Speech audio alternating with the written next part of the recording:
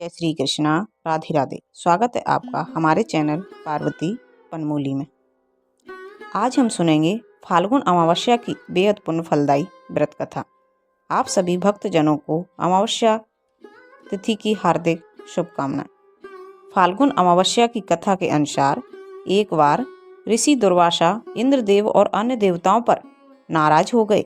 इसके बाद उन्होंने इंद्रदेव और दूसरे सभी देवताओं को श्राप दे दिया।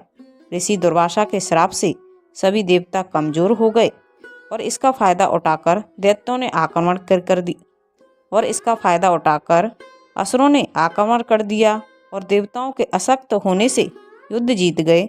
असुरों से हारने के बाद सभी देवता मदद के लिए जगत के पालनहार भगवान श्री हरि विष्णु के पास गए।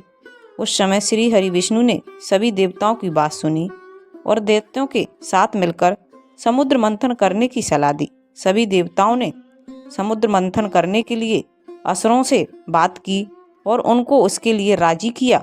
आखिरकार असुर मान गए और देवताओं के साथ संधि कर ली। इसके बाद जब समुद्र से अमृत निकला तब इंद्र का पुत्र जयंत अमृत का कलश अपने हाथों में लेकर आकाश में उड़ गया। इसके बाद सभी दैत्य जयंत का पीछा करने लगे और दैत्यों ने जयंत से अमृत का कलश छीन लिया। इससे फिर युद्ध शुरू हो गया और 12 दिनों तक अमृत का कलश पाने के लिए देवता और असुर आपस में घमासान युद्ध करते रहे। इस भीषण युद्ध के दौरान कलश से अमृत की कुछ बूंदें धरती पर प्रयागराज, हरिद्वार, नासिक और उज्जैन में गिर गईं।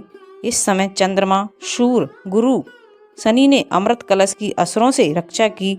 इधर जब यह युद्ध और बढ़ने लगा तब भगवान विष्णु ने मोहिनी रूप धारण कर असुरों का ध्यान भटकाते हुए देवताओं को छल से अमृत पान करा दिया। तब से ही अमावस्या की तिथि पर इन जगहों पर स्नान करना बहुत शुभ माना जाता है। एक दूसरी कथा के अनुसार एक गरीब ब्राह्मण रहता था जिसमें पति पत्नी और उनकी एक पुत्री थी। उनका जीवन सामान्य ही चल रहा था। जैसे जैसे वर्ष बीतते गए उनकी बेटी धीरे धीरे बड़ी होने लगी। बढ़ती उम्र के साथ उसमें स्त्रियों के सभी गुण भी विकसित होने लगे। वह देखने में अत्यंत ही सुंदर, सुशील और सर्वगुण संपन्न थी, लेकिन गरीब होने के कारण उसका व्यवहार नहीं हो पा रहा था। एक दिन उस ब्राह्मण के घर एक साधु महाराज पधारे। ब्राह्मण पुत्री की सेवा से साधु महाराज का मन बहुत प्रसन्न हुआ और उन्होंने कन्या को लंबी उम्र का आशीर्वाद तो दे दिया, साथ ही यह भी बताया कि उसके हथेली में विधवा योग है। इस बात से चिंतित होकर दीन ब्राह्मण ने पंडित से पूछा, पुत्री के इस वैद्य दोष का निवारण कैसे होगा? साधु महाराज ने कुछ देर विचार करने के बाद अपनी अंतर्दृष्टि से ध्यान करके बताया कि यहाँ से कुछ दूरी पर एक गांव में सोना नाम की धोबिन जाति की एक महिला अपने बेटे और बहू के साथ रहती है, जो बहुत ही आचार विचार और पतिव्रता है। यदि यह कन्या उसकी सेवा करे और वह महिला इसकी शादी में अपने मांग का सिंदूर लगा दे, इसके बाद इस कन्या का विवाह किया जाए तो कन्या का विधवा योग मिट जाएगा।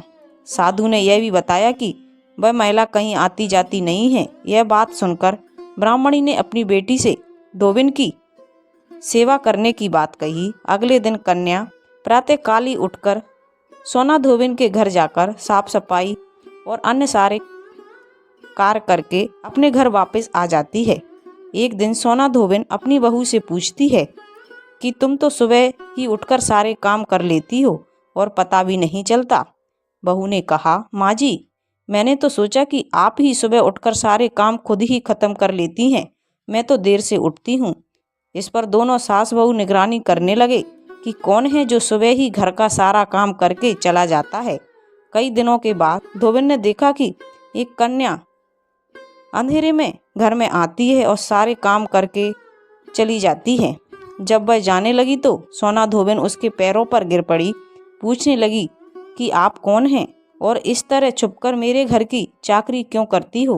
तब कन्या ने साधु द्वारा बताई गई सारी बात बताई। सोना धोबिन पति परायण थी, उसमें तेज था। वह तैयार हो गई। सोना धोबिन के पति का स्वास्थ्य थोड़ा अस्वस्थ था। उसने अपने बहू से अपने लौट आने तक घर पर ही रहने को कहा सोना धोबिन ने जैसे ही अपने मांग का सिंदूर कन्या की मांग में लगाया, उधर सोना धोबिन का पति मर गया। उसको इस बात का एहसास हो गया। वह घर से निर्जला ही चली थी, यह सोचकर कि रास्ते में कहीं पीपल का पेड़ मिलेगा तो उसे भमरी देकर और उसकी परिक्रमा करके ही जल ग्रहण करूंगी। उस दिन अमावस्या थी। ब्राह्मण के घर मिले पूरे पकवान की जगह उसने ईंट के टुकड़ों से 108 बार भमरी देकर 108 बार पीपल के पेड़ की परिक्रमा की और उसके बाद जल ग्रहण किया। ऐसा करते ही उसके पति के मुर्दा शरीर में वापस जान आ गई। धोबिन का पति वापस जीवित हो गया। इसलिए माना जाता है कि इस दिन व्रत आदि करने से अक्षय पुण्य फल की प्राप्ति होती है।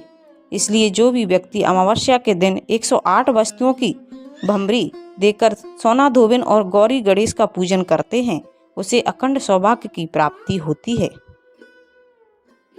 तो ये थी अमावस्या की बेहद पुण्य फलदायी व्रत कथा। अगर आपको अच्छी लगे तो प्लीज़ चैनल को लाइक, शेयर एंड सब्सक्राइब कीजिए। साथ में बेल आइकन को ऑन कर लीजिए ताकि जब भी लेटेस्ट वीडियो अपलोड करें उसकी जानकारी सबसे पहले आपको मिल जाए। और कमेंट में जय श्री हरि, ओम नमः शिवाय अवश्य लिखिए। Thank you.